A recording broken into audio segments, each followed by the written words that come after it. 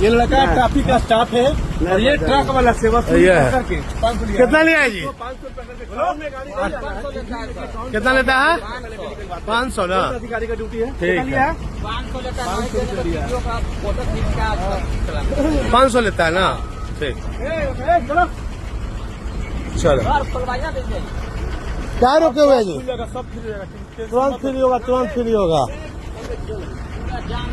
देखिए ये पैसा देखिए कैसे सारा ट्रक ट्रक वाला सब है। और अभी 10 बजा है, 10:20 हुआ है, 30 हुआ है, आधा घंटा की वसूली है। अब सोचिए कि रात भर अगर यहाँ पे इस तरह से वसूली करेगा तो कितना का वसूली होगा। और ये पूरा शहर जाम है, और जाम है किसके वजह से? ट्रैफिक की वजह से। ये लाइन देखिए इधर पूरा का पूरा खाली है, ये लाइन पूरा का पूरा खाली है। वो लाइन को जाम करा के रखता है ये लोग, और ये इस लाइन को ये लोग रोक के पैसा वसूली करता है। और ट्रैफिक का जो प्रभारी है अभी उनसे भी मुलाकात कराते हैं।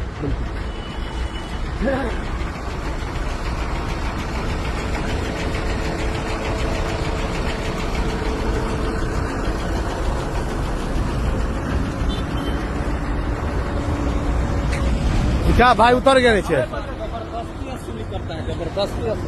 ए दीपक लाइट जलाओ, तो लाइट जलाओ। जबरदस्ती लेता है, नहीं देने का ना गाड़ी साइड करवा देता है। कितना लिया आपसे? 500। 500। कहाँ से आ रहे हैं सर?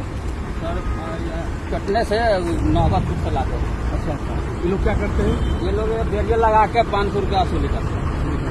वसूली का देखिए पैसा यहाँ साक्षात गवाह है। ये मेरे सामने नजर के सामने। ये 4 लाख का डेली 500 गाड़ी रोज पार होता है। ये 500-700 नीचे पूरा जाम लगा हुआ है। ट्रैफिक एसपी सर बहुत ईमानदार है, बहुत होनेस्ट है, लेकिन देख लीजिए उनके नीचे पता नहीं उनको जानकारी है कि नहीं, लेकिन ये पटना का ही हाल है। अभी मिलते हैं, बहुत बुरा हाल है सर। एक बार घर भी है। कौन है जी आप? धराइल है। बिना 500 रुपया नहीं दे रहे हैं। और क्या धैले है? बिना 500 रुपया दे रहे हैं। 500 रुपये नहीं दिए इसलिए। अच्छा, जो इसके अंदर जो तथ्य सामने आए हैं धनकी मोड़ पे जो वसूली के, उसी के क्रम में जो 0 माइल ओपी है, ट्रैफिक आउटपोस्ट है, उसके अंदर लगभग 15 ट्रैफिक पोस्ट आता है। उन 15 के 15 ट्रैफिक पोस्ट पे जो पदाधिकारी और सिपाही थे वो 100% आज हम लोगों ने चेंज कर दिए। वहाँ पे नई प्रतिनियुक्ति की जा रही है, और जो नए प्रतिनियुक्त जो लोग हैं उन लोगों को भी ये सख्त संदेश हम लोगों ने पहले दिया है, बुला करके ब्रीफिंग किया है कि यदि आप लोगों के खिलाफ वहाँ से एक भी कंप्लेंट आती है तो आपके पास हमने बॉडी वॉर्न कैमरा एक दिया हुआ है। यदि वो ऑफ पाया जाता है किसी भी कारण से, चाहे उसका आप बाद में बोलें कि बैटरी ख़राब है, वो उसका कैमरा ख़राब है, मेमोरी कार्ड ख़राब है, आप तुरंत आकर के अपना बॉडी वॉर्न कैमरा चेंज करा लीजिए। लेकिन यदि बॉडी वॉर्न कैमरा उस समय पे ऑफ पाया जाता है जिस समय की वो घटना कोई आम आदमी हमारे को आकर के बताते हैं, तो वो नेगेटिवली आपके खिलाफ लिया जाएगा और तुरंत आपके खिलाफ कार्रवाई की जाएगी। हटाने का क्या कारण? देखिए, हटाने का यही कारण था कि यहाँ पे जो ये है, ये एक ऑर्गेनाइज्ड क्राइम टाइप का रूप ले लिया था। ट्रक चालक एसोसिएशन के द्वारा इन लोगों के खिलाफ तो वीडियो और प्रमाण दिया ही गया, प्लस साथ में और भी कई प्रकार के इल्ज़ाम लगाए जा रहे थे, जिसके अंदर प्राइवेट लोग भी वहाँ पे मिले हुए थे। काफ़ी समय से ये लोग वहाँ पे प्रतिनियुक्त थे। तो उसी क्रम में, ताकि वहाँ पे नए लोग जाएं, वहाँ पे नई जो समस्याएं हैं उनको स्टार्टिंग से समझा जाए और ठीक तरीके से उसके ऊपर कार्रवाई की जाए, तो इसलिए सभी लोगों को हमने हटा दिया गया है। हटा करके उनको दूसरी जगह पे हमने पोस्ट किया है और वहाँ पे सब नए लोगों को भेज दिया। कितने पोस्ट हैं? 69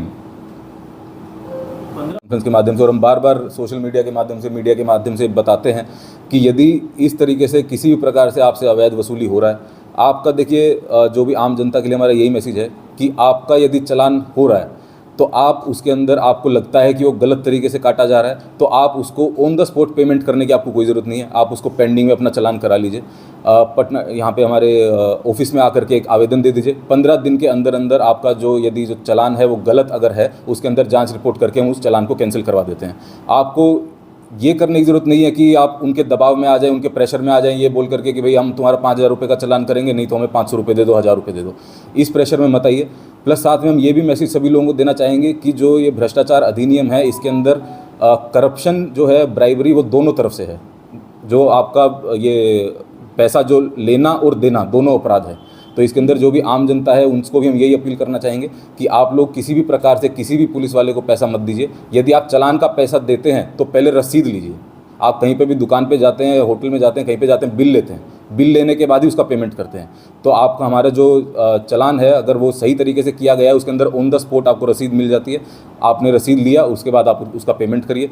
उसको पहले पेमेंट करने की या फिर ऑनलाइन पेमेंट करने की उसी समय पे आपको ज़रूरत नहीं है। अगर आपको लगता है कि आपका चालान गलत तरीके से काटा गया है, आप हमारे ऑफिस में आके आवेदन दे दीजिए, उसके अंदर हम इंक्वायरी कराएंगे। अगर वो गलत है तो हम उसको निरस्त कर देंगे। आम जनता से जुड़ा हुआ एक सवाल है सर। देखिए, कल दिनांक 8/6/2025 को हमारे सरकारी मोबाइल के ऊपर व्हाट्सएप पे एक वीडियो प्राप्त हुआ, जिसके अंदर धनकी मोड़ पे जो प्रतिनियुक्त ट्रैफिक पुलिस के कर्मी और पदाधिकारी थे, उनके स्पष्ट रूप से दिख रहा था कि उनके द्वारा ट्रक चालकों को रुकवा करके उनसे वसूली किया जा रहा है। उसको जब उस घटना की पुष्टि की गई तो वो घटना 4 मई 2025 की पाई गई। एडिशनल एसपी साहब के द्वारा उसके अंदर डिटेल में इंक्वायरी किया गया और स्पष्ट रूप से वहाँ पे जो ट्रक चालक के एसोसिएशन थे प्लस जो वीडियो के अंदर जो साक्ष्य दिख रहे थे, उनके आधार पे हमने अगमकुआं थाना के अंदर उन जो प्रतिनियुक्त पदाधिकारी थे, जिनका नाम है ASI रामनिवास ठाकुर, और 3 सिपाही उनके साथ में जो प्रतिनियुक्त थे, अविनाश कुमार, ललेश कुमार और गणेश कुमार, इन चारों के खिलाफ जो भी भ्रष्टाचार निवारण अधिनियम 1988 की जो सुसंगत धाराएं हैं, उसके अंदर अगमकुआं थाना में FIR करवा दी है। साथ ही साथ इंक्वायरी रिपोर्ट में, एडिशनल एसपी साहब की इंक्वायरी रिपोर्ट में ये भी तथ्य सामने आए कि उनके द्वारा ये डायरेक्टली नहीं लेकर के जो 2 प्राइवेट आदमी थे, जिनका नाम है दीपक कुमार और नवीन कुमार, उनकी मदद से ये वसूली की जा रही थी। वो वहाँ पर ट्रैफिक की टाइप की जो हमारी यूनिफॉर्म होती है, उसी तरीके से वाइट शर्ट पहन के और काले रंग की जैकेट पहन के और मुंह पे मास्क लगा करके ट्रैफिक पुलिस की तरह वहाँ पे बैरियर के ऊपर खड़े रहते थे और जबरन उनके जो ट्रक चालक होते थे उनसे वसूली करते थे। तो उसी के मद्देनज़र उनके खिलाफ भी BNS की सुसंगत धाराओं के अंदर FIR की गई है। गिरफ्तारी हमने उनको यहीं पे, जो हमारे पदाधिकारी और सिपाही थे, उनको तो हमने यहीं पे बुलाया था, यहीं से स्पष्टीकरण उनसे मांगा गया, जो कि स्वीकार्य नहीं था और उनकी संलिप्तता उसके अंदर क्लियर दिख रही थी। तो अगमकुआं थाने को यहीं से बुला करके हमारे ऑफिस से ही हमने उनको प्रेषित कर दिया है। अब इसके अंदर जो सज़ा होती है भ्रष्टाचार अधिनियम में, वो 4 साल की सज़ा है। तो यदि इसके अंदर वो कोऑपरेट करेंगे इन्वेस्टिगेशन के अंदर, तो इसके अंदर उनको जो BNSS का सेक्शन 35 है, उसके तहत नोटिस दिया जाएगा। यदि वो लोग कोऑपरेट नहीं करते हैं तो उनको जेल भेज दिया जाएगा।